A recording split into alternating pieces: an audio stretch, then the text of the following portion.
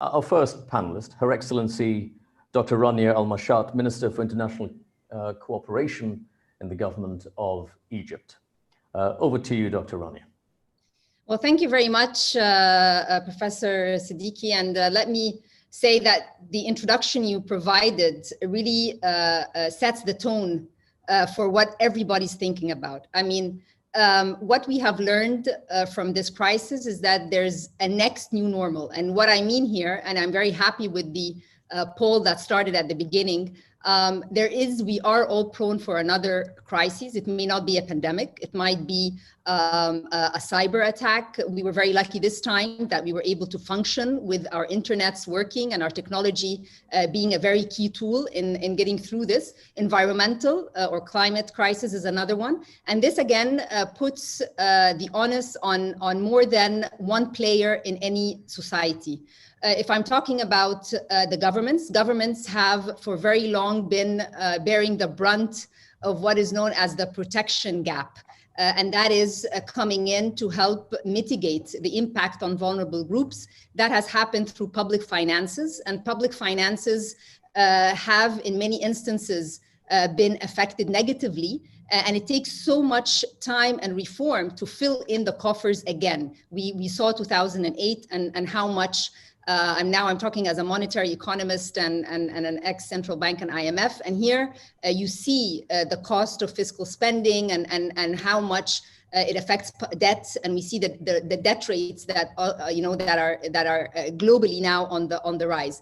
The other very important point is that we have all been affected by disruptions in supply chains, and that means that corporates and businesses, the word resilience is one that requires to always be within the DNA of a corporate, and therefore asset managers need to make sure that there is enough investment in what creates resilience for a corporate. This is not to be belittled or overshadowed in any way. Something else, when we talk about insurers and so forth, how do we make sure that we also have sustainable models for corporates, sustainable models for businesses, and putting all of this together, stakeholder capitalism, meaning that the government, the private sector really have to have one language, an identified language that takes risk into account. It's no longer a department within a corporate or a department within a government institution. It really has to be within our psyche.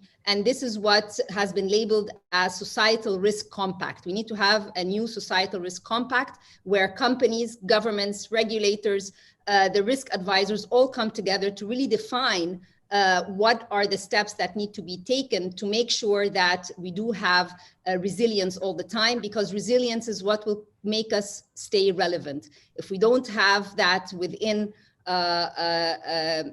what we do as a government, what corporates do, we are going to be prone to face more issues down the road.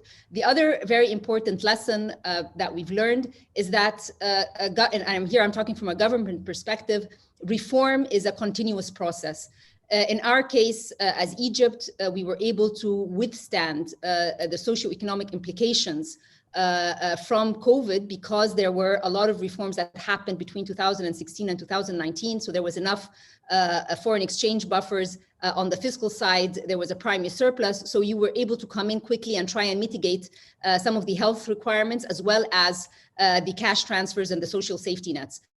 But again, if more crises were to happen, which are not country specific, but now more global, and all of us get affected, that requires, again, a very agile way of thinking. Let me conclude by saying through the World Economic Forum, we have a regional action group for the Middle East.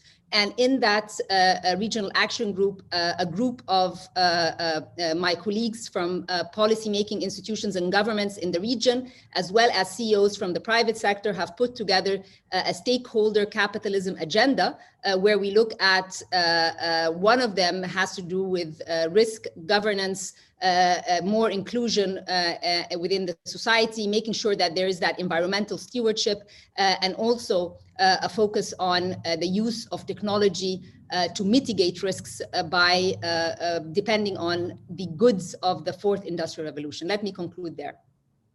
Thank you very much, Dr. Rania. It can't be easy being a proponent of international cooperation at a time when the world seems to be pulling back into deglobalization, more nationalism, more protectionism, and so on. So truly applaud you for that.